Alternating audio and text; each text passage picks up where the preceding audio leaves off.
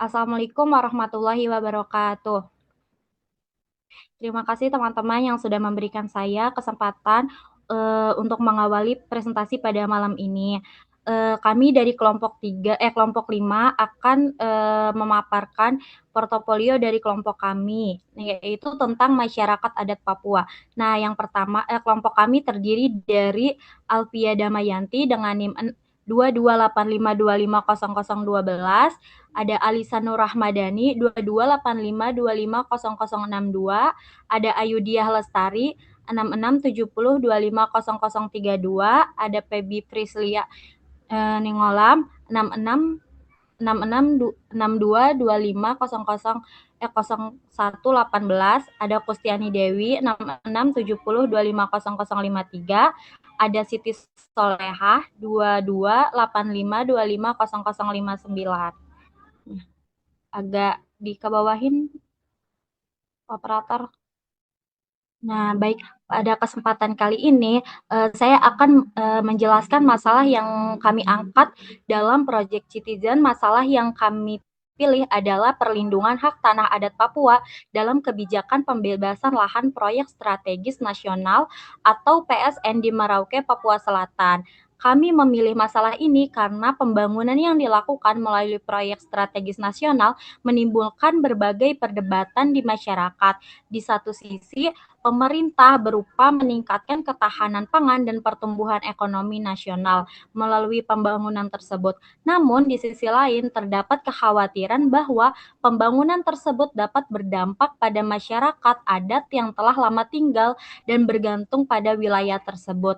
Nah, bagi masyarakat adat Papua, tanah bukan hanya sekedar aset ekonomi, tetapi juga memiliki nilai budaya, sejarah, identitas, dan spiritual.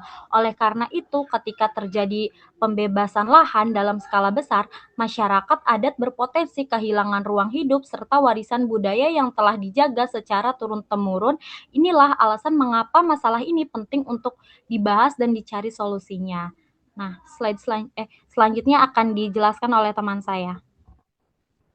Saya akan menjelaskan bagaimana kelompok kami mengumpulkan informasi mengenai permasalahan ini. Untuk memperoleh data yang akurat, kami menggunakan berbagai sumber seperti artikel berita, jurnal ilmiah, laporan organisasi masyarakat sipil, dokumen pemerintah, serta peraturan perundang-undangan yang berkaitan dengan hak masyarakat adat dan kebijakan pembangunan nasional. Berdasarkan informasi yang kami peroleh, terdapat berbagai pendapat mengenai pelaksanaan PSN di Merauke. Sebagian pihak mendukung proyek ini karena dianggap dapat meningkatkan produksi pangan nasional dan membuka lapangan pekerjaan. Namun, sebagian pihak lainnya mengkhawatirkan dampaknya terhadap lingkungan dan hak-hak masyarakat adat.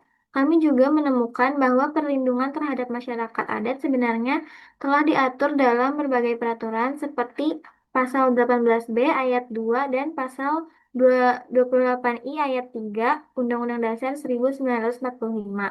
Akan tetapi, dalam praktiknya masih terdapat tantangan dalam pelaksanaannya, terutama terkait pelibatan masyarakat adat dalam proses pengambilan keputusan. Selanjutnya akan dijelaskan oleh rekan saya.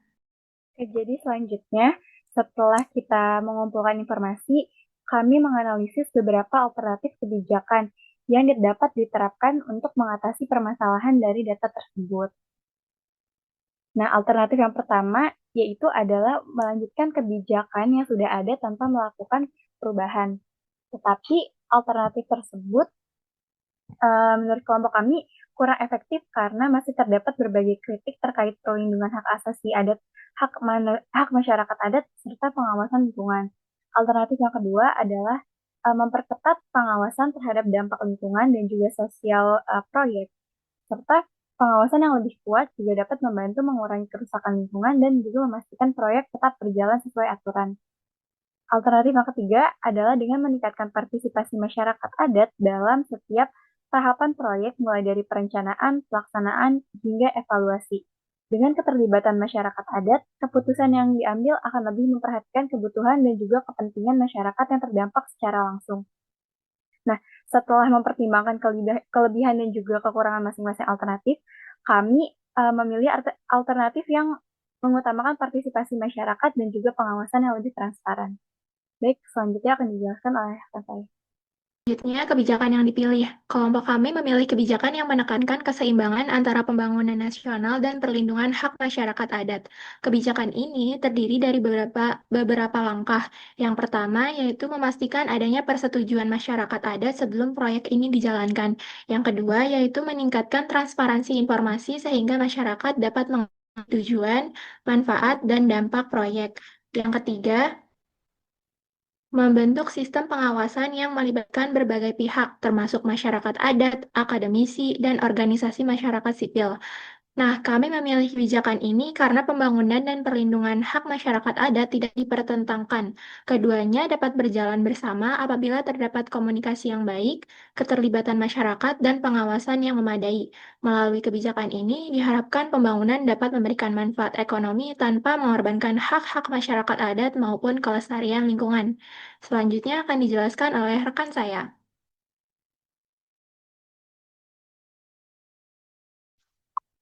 Baik, Selanjutnya adalah rencana tindakan. Untuk mendukung kebijakan yang kami pilih, kelompok kami menyusun beberapa rencana tindakan.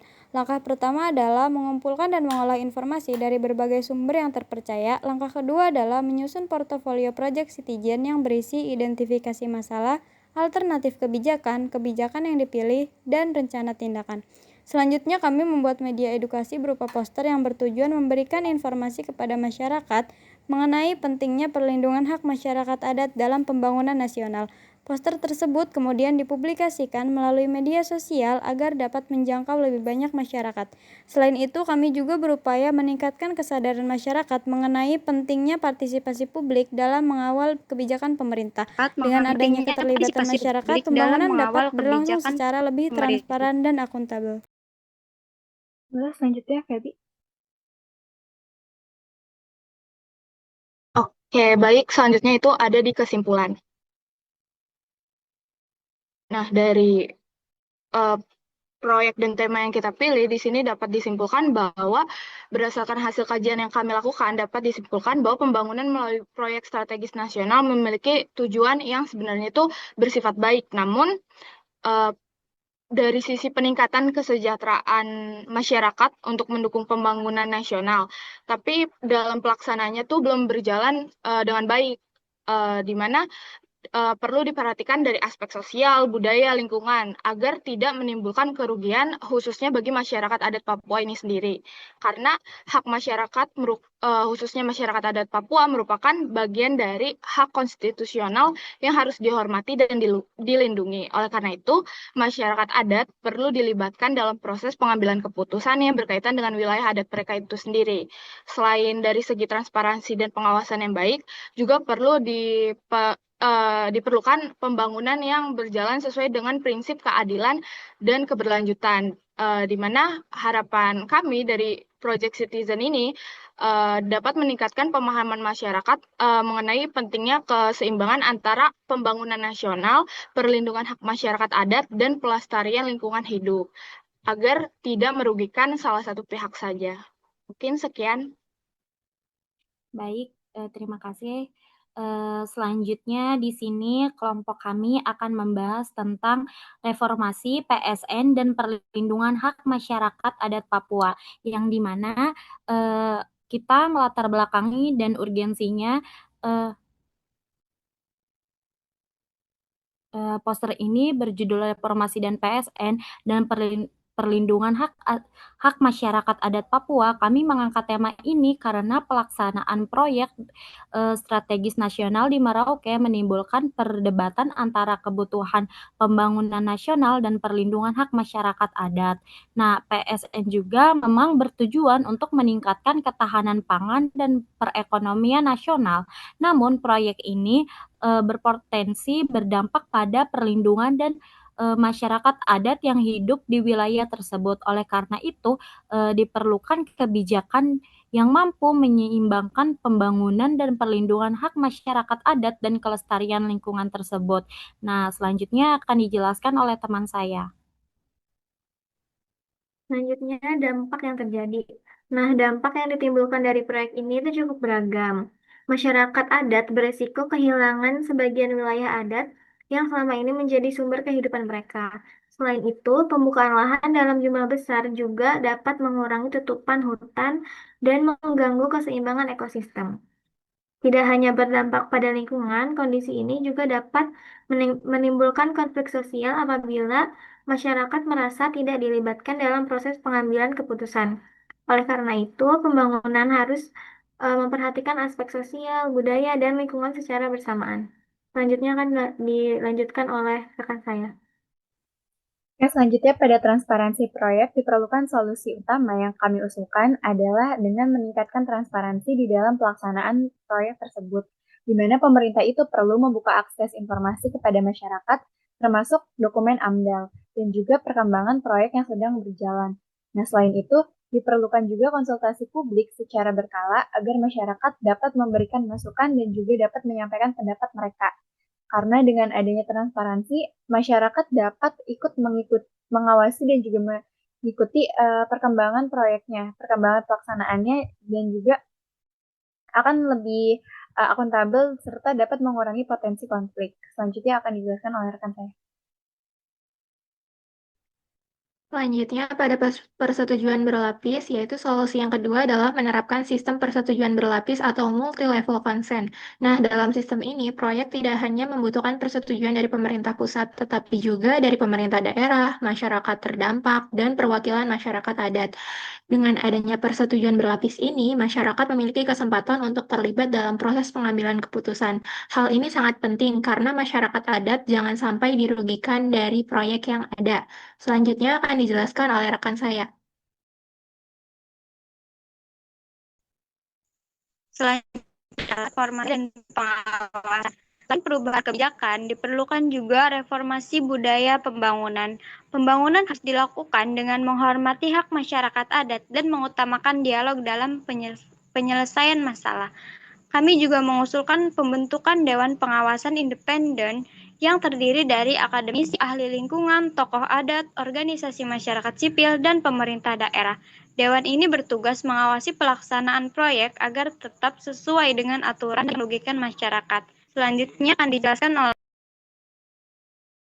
Oke, baik. Selanjutnya dari sisi dana manfaat dan penutup itu ada di mengusulkan dana jangka panjang, di mana ketika proyek ini memang harus dijalankan, maka penting buat dana yang ada dari keuntungan proyek itu dialokasikan untuk pendidikan, kesehatan, pemberdayaan ekonomi bagi masyarakat lokal serta rehabilitasi lingkungan yang ada agar dampak lingkungan tidak semakin memburuk.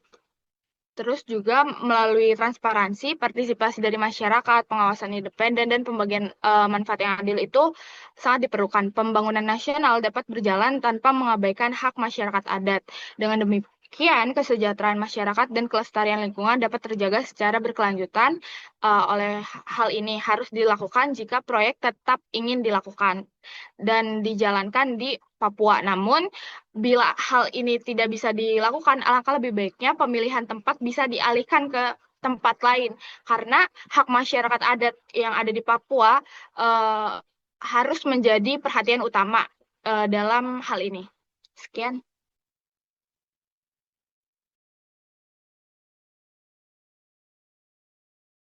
Mungkin itu saja yang dapat kelompok kami sampaikan. Kurang lebihnya mohon maaf. Wassalamualaikum warahmatullahi wabarakatuh.